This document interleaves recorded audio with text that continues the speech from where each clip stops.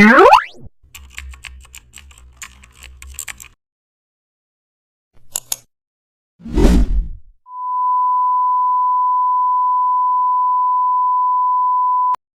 back to the channel and don't forget to like, share and subscribe for more updates.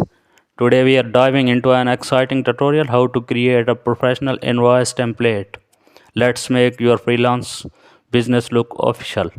Start with an A4 layout and clean white background.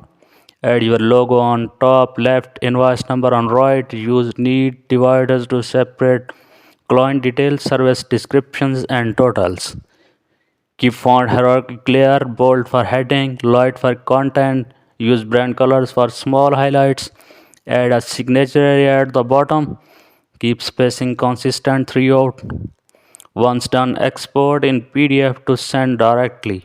A professional invoice builds trust before the payment even arrives. Thanks.